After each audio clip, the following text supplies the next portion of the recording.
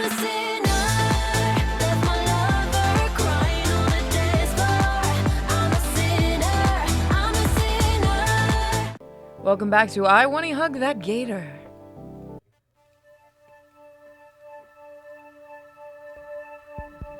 I begin to stir from my deep, cushiony slumber. It feels like there's something heavy across my stomach, stopping any ability to move. Did someone throw a weighted blanket on me? Actually, it feels like whatever is on me is vibrating. What is it? Olivia? Damn. She's on me? My entire head goes hot as my brain tries to process the situation. And we're what? Her chest is pressing close to mine. I can feel her rhythmic breathing against my body. It's deep, slow, with a subtle but noticeable rumble with each exhale. If I focused hard enough, I could probably feel her heartbeat. Maybe she crawled onto the beanbag and didn't realize that I was on it. I should probably wake her up so she can get off my back and back onto her bed. Anytime I try to move, her limbs cling tightly around my body like a boa constrictor. With all but Olivia's tail wrapped around me, any attempt to escape her hold is fruitless. Olivia looks even more peaceful than she did on the bed. Maybe she does know that I'm here? I'll leave her be. Last thing I want to do is make her a cranky gator. With my free hand, I manage to grab my phone. Checking the time, the digital clock says it's only 5 minutes past 4:30. Plenty of time to continue my nap. I nestle my head into the beanbag and let the feeling of Olivia's rumble lull me back to sleep. This feels nice. My morning alarm lulls me from my sleep and into the world of the living. I ended up spending the night at Olivia's place. Randy and Sophia thought my parents would actually be worried that I stayed with strangers for the night. When my folks hadn't answered their phones, Sophia was left fuming. Randy didn't look as bothered, though, and the two calmed down after I made something up about a business trip. Honestly, I'm probably right anyways. On the upside, I got to spend the night with Olivia. Last night, we even turned the living room into some kind of blanket and pillow fort. It felt childish to huddle up on the floor with Olivia and watch her play old computer games on an outdated TV, but I had more fun than I'd like to admit. But now that Fridays rolled around, it was time for school. Olivia's wheelchair out of commission until Randy could go get a replacement, meaning she'd have to miss out today. Given the state of both her emotions and wheelchair, it paid me to have to go without her and leave her all alone. Honestly, I don't want to be alone in my cold and empty house either. Miss Sophia is one hell of a cook. Last night she made a delicious meatloaf. Guess I know who Olivia got her culinary skills from. I rise from the couch, pulling a spare blanket off of me. The pains let me sleep on the couch, but at some point Olivia must have dragged herself from her room to join me. As I try my best to get up without waking her up, I pull out my phone and check the time. It's about the same time I normally wake up. I'm kind of impressed with my internal clock. You awake, son? I jump as Randy makes his presence known behind me. His hand idly buttoned up a floral shirt as he motions ahead towards the unconscious Gator laying on the couch. Guessing he has an early shift. She wasn't there when I went to sleep. Don't worry, not accusing you. Damon's already up and the kitchen's got cereal. Don't be late for school. I nod in response, taking a few moments to put my jacket and glasses on before heading to the kitchen. Even if I don't remember where it was, it wouldn't be hard to find. Damien's busy slurping honeyed oats like a jet engine. Oh, Inko, bro, you hungry? Before I even reply, the Dilophosaurus jumps out of his chair and makes for a nearby cabinet, procuring another bowl and spoon, which he slides across the table. Thanks. Most important meal of the day, man. Eat up. He gestures to the half-gallon of milk and box of cereal on the table. I take a seat across from Damien and pour myself a bowl. Normally, I'd skip breakfast on account of getting an upset stomach during PE. Then again, that could be my PTSD with the burritos talking. With a spoon in hand, I get a scoop of cereal and begin eating. You know, as far as cereal go, it's a little bland. If I had to guess, they probably avoid any of the colorful sugar-filled cereals to prevent Vinny from bouncing off the walls. More than he usually does, at least. I continue enjoying my bowl of cereal with less furious haste than Damien. It's not long before we're both done, and Damien stands up without any intent on cleaning up after himself. Yo, Liz should be getting here any minute now. We should go wait outside. Sounds good? I take time to rinse off our dishware in the sink before anything else. Damien looks a little guilty as he realizes what I'm doing. Finally, with breakfast dealt with, we get ready to head outside into the cold, harsh world. As I grab my backpack from the couch, I take one more glance at my slumbering girlfriend. She's taken up the entirety of the couch now, the blanket we shared falling away as she spreads out into the spot I was just at. Should I give her a kiss goodbye? Or maybe fix the blanket for her? I'll just tuck her in properly. Her brow scrunches up, and I can see the goosebumps spreading on her arms. Kneeling down, I take the edge of the blanket and bring it back over her. As I turn away from her, something catches my wrist. It's Olivia's hand. With bleary eyes full of sleep, she looks at me, silently asking me to stay. Oh, Liz here. His words make Olivia tighten her grip. Painfully tight. Ow, hey, I'll be back tonight, okay? She's fighting to stay awake, eyes fluttering and hand grip waning. Olivia? Promise. My hand adjusts the blanket again. Promise. I think she accepts that and she lets herself slump back onto the couch. Inko! Sorry, I had to do something. Damien huddles himself and charges in the cold right to Liz's car. She flings the passenger door open just in time for him to leap in and close it again. I get one last look at Olivia before I shut the door and hurry down as well. We are good, boyfriend. Aw, man, the car is nice and warm. Morning, Inko. You really stayed the whole night? Liz starts down the road towards the school. Morning, yeah. I didn't want to be alone in the snow. Is that why you smell like Damien's deodorant? Like, his clothes are looking pretty ragged by now, too. Shut up. I'll have to get a shower and a fresh change of clothes as soon as possible. Damien and Liz keep the conversation moving before my mind starts to wander. Man, poor Olivia, who knows when a replacement chair is coming in? Could be anywhere from a few days to a week. And she's just going to be stuck at home the whole time while I still need to go to school. It won't be the same. We won't get to be together in the art room after school, all alone, just talking, making fun of my bad paintings. Just us. Man, wait till Ladicam finds out where. Damn it. Well, I guess he knows by now then. Man, it really won't be the same. Yo, Inko, you good? Seem pretty down all of a sudden. I'll be fine. I appreciate you guys, really. This has been the best school year of my life so far. So thanks for being my friends. Hey, you're cool too. What brought this on? Damien. This last year has been pretty special. Hanging out with you guys so much has changed in such a short amount of time. Even if things are still shaky right now. It's been really worth it. I have hopes for what comes next. Me too, Liz.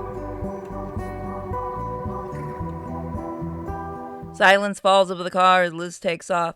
Damien's hand is only occasionally swatting away at the radio knobs as we all sit in the happy silence. It's nice taking a different scenic route to school.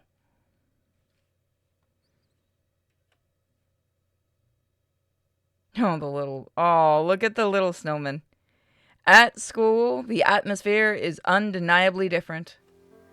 It's as talkative and rowdy as ever, but there's less of it. I don't know, maybe it's just my mind playing with me.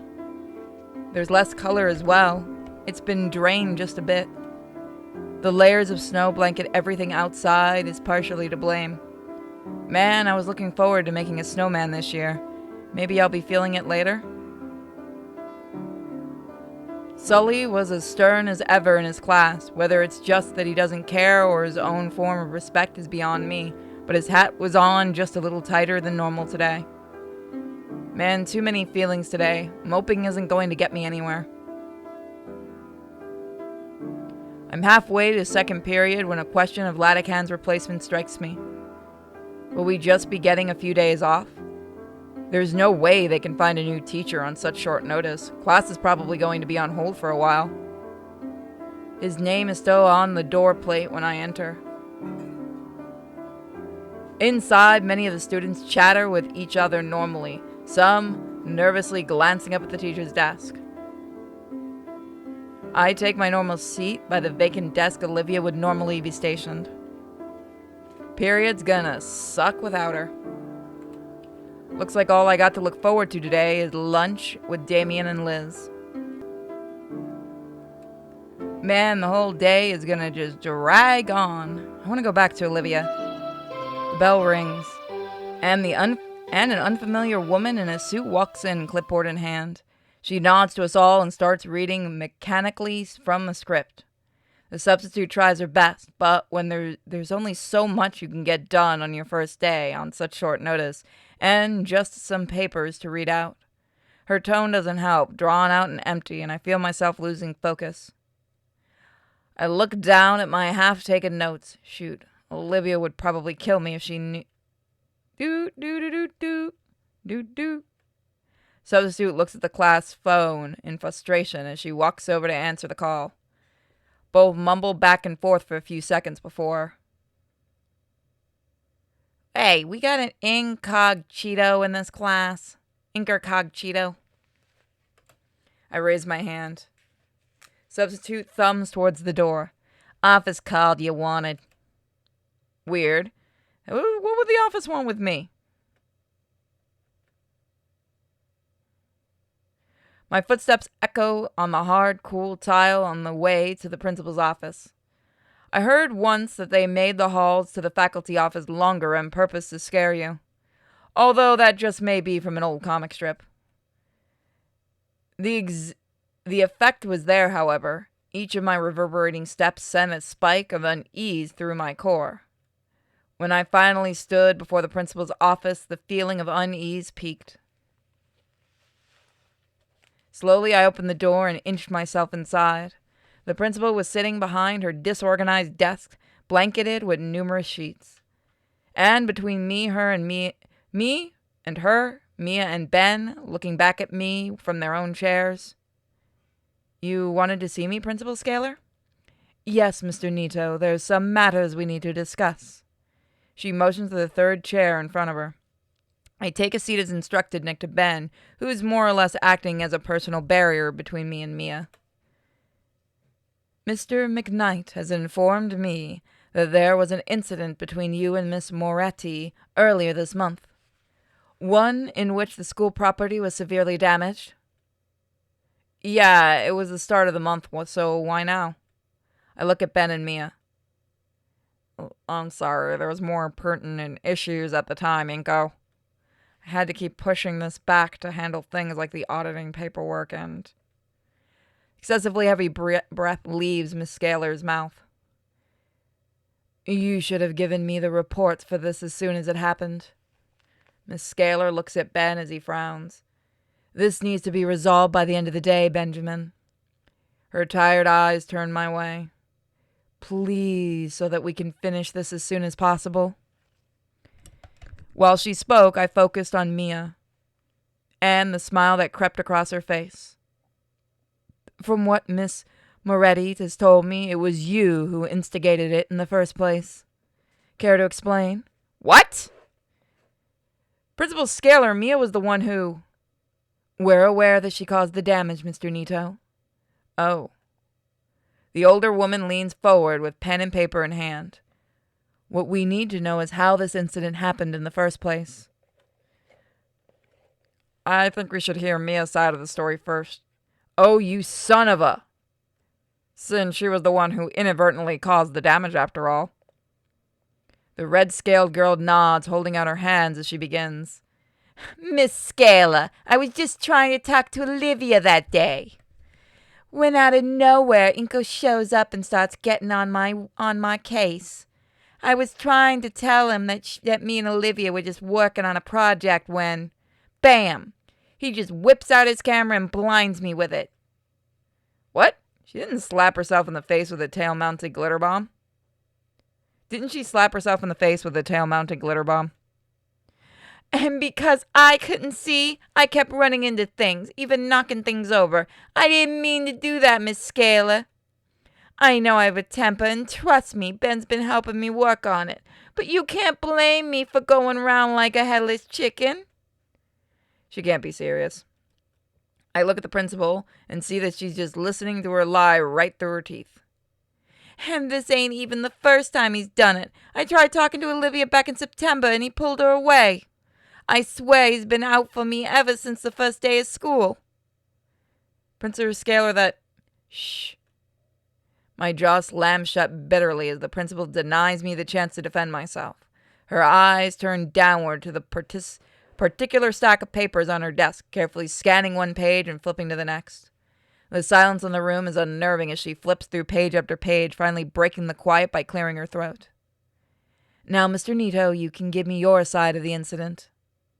Taking a deep breath, I reiterate what Olivia and I had told our former art teacher back when he had saved us from the blonde bitch currently glaring daggers at me. From the moment Mia took Olivia away, to finding them in the classroom, to when she slapped herself in the face with a glitter-covered poster. However, I decided to stretch the truth about why Mia was in the class with Olivia and only mentioned that she was harassing her. Last thing Olivia needs is to be interviewed about her own involvement in all of this. I did my best to remain collected, but recalling everything that had happened to us, or how Mr. Latican had always tried to look after us, my throat dried out as I continued on in spite of my faltering voice. By the time I finally got to the end, I sounded more like a squeaking hinge than a person. Mr. Nito? Principal Scalar's voice brought me back from my memories and into the room. Mia was sneering at me. Ben's brow was knit together in worry. And the principal? Thank you, that's all I needed to hear. She moved from around her desk, the sheets of paper she had been looking over in her hands once more. The principal stands directly in front of us now with an unreadable expression. In addition to the report itself, our Latican left behind his account of what happened. In it, he describes Mia's actions as openly hostile and intentional. Actions that were only interrupted once he used... Scalar sighs in astonishment. Once he used the estrus taser. However, it seems Latican left some things out of his report. There's no motive for anything that happened, no matter who was at fault. I'm not sure why he'd leave something like that out, but as it stands, there are far too many unknowns here for my liking. Now, I would like to give the benefit of the doubt, especially at a time like this, but given the extent of the destruction and the previous... She's struggling, ma'am. Besides, making a big deal of this during an audit isn't going to look good for the school. I'm finding it hard to believe your intentions here are completely professional, Mr. McKnight. He freezes like a deer in headlights. Scalar grumbles to herself, placing a hand on her head while she awaits the verdict. I feel bad for her. Between the mountains of paperwork and the half-dozen mugs on her desk, it's easy to tell she's overworked. It would bring me no greater relief than to have you expelled and out of my hands. Unfortunately, I don't have the time or energy to deal with this. Mia, you're suspended for 3 days, and I'm marking your record again. Now, if you three don't mind, leave my office and leave me be. Bitch. She doesn't even look up at any of us. I turn towards Ben, who looks both scared and relieved. And Mia, who looks positively overjoyed. She practically skips out of the office without another word, leaving both Ben and I to stare blankly for a few seconds. Another glare from Scalar sends both of us out of the room on instinct. Seriously, that's it? It all hits me at once. She gets to walk away. After everything she did to Olivia, she gets the equivalent of a slap on the wrist. I watch as Mia happily strolls off down the hall a good distance ahead. Uncle, are you okay? Am I? Ben, what the hell are you thinking? On top of everything else, between our teacher dying and what Olivia's going through? Could this not have fucking waited? Look, no. Olivia, is she alright? She crashed her wheelchair. She's stuck at home. She can barely leave her room, let alone the house, and you're over here playing games with interpersonal drama like a school child. Uncle, I'm sorry. Are you sure? Because you were dragging me halfway across the school so that crazy bitch can use me as a scapegoat when I just want to go home. And you're helping her by being her lawyer. Holy shit, dude. I used to have respect for you. Look, it's not like that. Then how is it? It's hard to explain. Shit. You know what? I'm already drained. I don't have the energy to spend on this. Inko, nobody's actually in trouble. It's fine. My withering glare does its job as Ben reluctantly backs down. Look, man, it's just for the best. For you, for Olivia, for the school. I can't believe this. Now I know why Olivia hates you. I feel a cruel satisfaction as my words lash at Ben, his face growing more distraught. Get your shit together, man. I turn to leave and walk away from everything. Go, please, you don't understand. Yeah, I really don't. Just listen to me, okay? No. Fuck you, I'm out. With nothing else left to say, I leave without bothering to look back. By now, it's about lunchtime, meaning I can hang out with Damien and Liz. Definitely needed after all this. After school, I took the metro back home to shower and put on some new clothes. As it turns out, my parents really were on a business trip for the weekend, as indicated by a sticky note on the fridge. Randy opens the front door to let me in. Oh, there you are. Oh, there you are. Damien mentioned that you'd be coming over later. Hey, Randy. Say, Inko, I was wondering if you wouldn't mind shoveling the snow off the driveway when you can. Would really appreciate it, and I'll even pay you a couple bucks for it. No need for payment, sir, as thanks for letting me come unannounced again. Thanks a bunch, really. Oh, we're getting adopted into the family. I love it. God, I love how this is written. As Randy leaves, I collapse onto the couch and let my head rest against the comforter. God, that whole thing with Ben and Mia really took a lot out of me. The weight of my heavy thoughts dragged my head sideways until I could see Olivia's bedroom door. My eyes lingering there as I consider getting up to see her or just give her some time to come out. She has to know I'm here by now, right? She probably does. She also probably doesn't want to do her silly knee walking thing again. I wonder how mad she'd be if I caught it on camera. A present cuts me from view before sitting right next to me. Hey, you alright, Inky? You were kinda out of it at lunch. For a moment, I considered telling Damien what happened. But honestly, the last thing I want to do is bring this sort of drama into what I would consider my safe haven. Yeah, I'm alright, Damon. Just had a rough time at school, and I'm hoping to take my mind off of it. It's pretty understandable. I mean, what with everything that's been going on and all. If only you knew. Just tell Damien, Jesus. In an attempt to comfort me, Damien pats my shoulder. Tell you what, man. I'll finish up my homework, and then we can chill over a game of Rock Ring or something. That sound good? Yeah, that sounds good. Sweet. Alone again. My stomach is aflutter with butterflies as I get up from the couch. Olivia's room is just a couple steps away, and each one stirs the butterflies even more. Once I reach it, I feel like I'm in the shadow of a colossal monolith. Come on, Inko, you just gotta knock. Damn it, arm, just lift up. Stop shaking. Knock, knock. awake, Uncle Randy. It's me, Olivia. I hear a quiet shuffling before Olivia speaks up more loudly this time. And go. Yeah, are you okay? Decent? Damn you, brain. Can I come in? Yeah, just watch your step. Watch my step? My hand is still shaking as it comes in contact with the knob. With a deep, calm breath, the butterflies finally start slowing down, and I'm able to push open the door.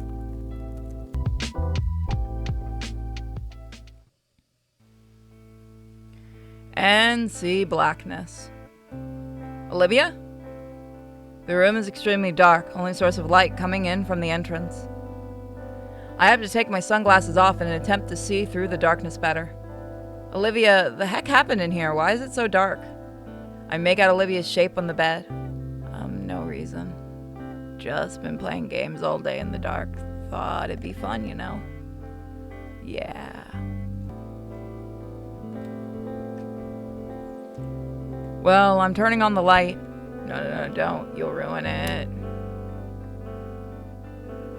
The room flickers to life. Olivia's bed has been rearranged into a nest of blankets with her in the middle. She lies curled on her side with a multitude of old sketchbooks and loose paper piled up around her. Quite the setup. Hi. Hey, that's cute, but how did it get so dark? Olivia weakly shields herself under her covers. Is this paint? Olivia, did you paint over the windows? Yes, I did, and I'm proud of it. Why would you go and do that? The light coming in offended my blackened heart, and my window became a canvas into the new darkness of my life. I am now my own greatest work of art, a living piece of despair.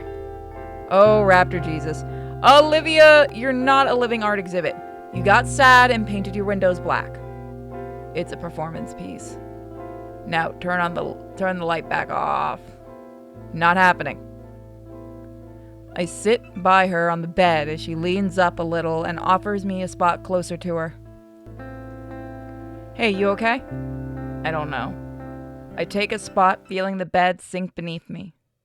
Olivia takes the blanket she's wrapped in and bundles them up higher. Olivia takes the blanket she's wrapped up in and bundles them up higher on herself. What's all this paper for? Nothing. They're all for nothing. Come on, you know what I mean. I pick up the torn cover of a notebook and see it that is dated 3 years ago. Hey, you've been looking through all of these all day? Her head bobs in a meek nod. There sure is a lot. There's not enough. I should have done more. Her teeth clench when an involuntary hiccup escapes her. God, I may as well just forget all of it. It's all useless. It crushes me to see her like this, but maybe getting her to talk about it will help her just a bit. I'd like to hear some. Olivia sniffles a bit and reaches a hand out, grasping in the air towards one of the pages in front of me, and I lean forward to bring it closer. There's a soft, whistling sigh while her watery eyes scan over the page. Yeah, see this one? Her hand shakily pokes through her blanket cocoon, landing on the crumpled page in a highly detailed palm. Latican, he sketched that for me to show me how he draws hands. I see, that's definitely his work. It is, isn't it? I never would have gotten anywhere without him, and now I watch her bite back the urge to tear up. Hell, I probably wouldn't have stuck with art in general. I wanted him to be there when I made it. Made it? Yeah, made it. Across the finish line, you know? Well, now he won't see me fail either. Her mocking laughter is hollow as tears bud out her eyes. Come on, don't say that. What's this one? That one? That's from when I was struggling with form. I had to go back to fundamentals for a bit. Sounds tough. It was just tedious, but he made it fun. How about, there's a spiral dated back to her freshman year in arm's reach. This one. Oh, that one's embarrassing. I was barely able to draw back then. I don't judge. You know my work. How could I? Olivia silently pages through the bounded notebook, recalling a memory associated with every page. With each turn of the page, her voice grew hoarser. Her hands tremble and her breath are shorter and harsher. And when she comes to a sterile white page, Olivia breaks. I drew her into a hug and she cries. Poor girl crumples completely, all her energy now going to her sorrowful wails. My own eyes sting, but I have to be strong for Olivia's sake. There's no words to her cries, only her regrets and anguish given in voice in loud screams. Those don't last as her voice gives out, finally spent. She's now left simply letting her tears flow freely onto the blanket in my jacket. The notebook that she held onto tightly finally releases, her tense grip having broken the binding and letting the pages drift downwards individually.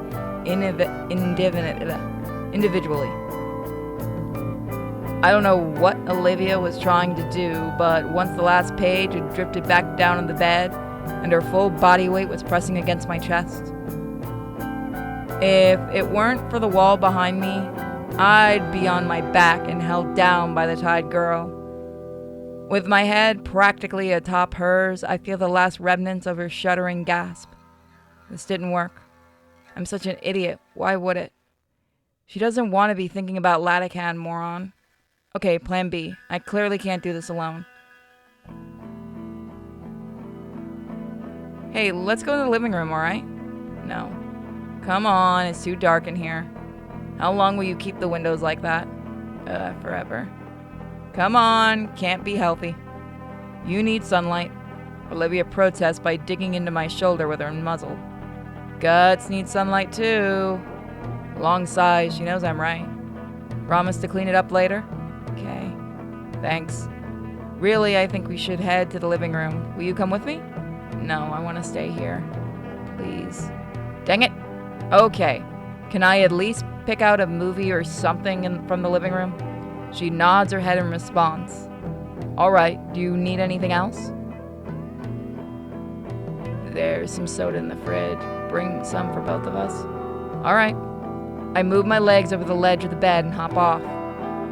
Olivia grasps the blanket, comes up from me. Oh my God. You weren't supposed to see that. Olivia, you're right? What happened? Olivia hides her tear-marked face with her hands in shame. I tried to walk. You what? Her hands drop along with her head. I don't know. Her eyes drained of life, she stares at the mess of papers before her. Everything's gone. Nothing makes sense anymore. All I have now is this hollow feeling.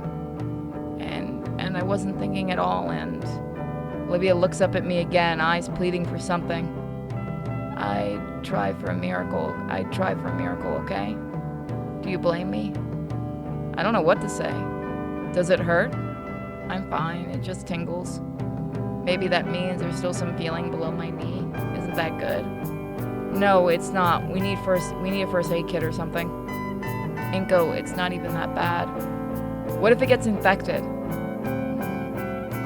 I watch as Olivia gets ready to protest, but finally sighs in defeat. Fine, let's just get it over with. I'll go get Sophia. She probably knows how to. No. Why not? I don't want them to know, alright? Olivia, I'm not a doctor. I can't remove a splinter without screwing something up. Olivia casts her look aside. Man, she's not intending to follow up on this at all. Be right back, okay? Olivia softly whines. With haste, I quietly leave the room and search for anything that might be able to help. After rummaging through the house's medicine cabinet and freezer, I managed to find an ice pack and a first aid kit, and neolithin. Damien's not around, he's probably in his room. Alright, this should hopefully be enough. I return to find Olivia exactly where I left her. The first aid kit is placed on the bed next to her. Olivia averts her gaze away from me as I tend to her wound. Grabbing the neolithin, I squeeze a dopple of the medicine cream on the injury and spread it evenly. Then I apply an ice pack on the wound and wrap the whole thing with gauze, making sure not to make it too tight. Although my work is clumsy, it takes 3 or 4 tries and maybe 10 minutes to get it right. Alright, I think that should do it. Let me know if it gets too cold. I look up and see Olivia still looking away from me, giving me her best pouty expression. I know you don't like being taken care of, but I don't want you to get hurt. Yeah, well, this is still weird. I place a gentle hand on the side of her snout, gently coaxing her to look back at me. Feeling better? She still tries to look annoyed, even as I use my thumb to caress her cheek. Eventually, the last of her defenses fall, and a faint pain smile forms across her face as she nestles further into my hand. Yeah, a bit. Good. With that taken care of, I finally breathe a sigh of relief. Now to figure out the next issue. How to get her to the living room. She's definitely not going to do her silly knee walk, not with how her knee currently looks and the world's largest grape. That's left only one real option. Forgive me, legs, for what you're about to go through. We'll find out next time. Alright, guys, see you next time. Bye, everybody. Tonight.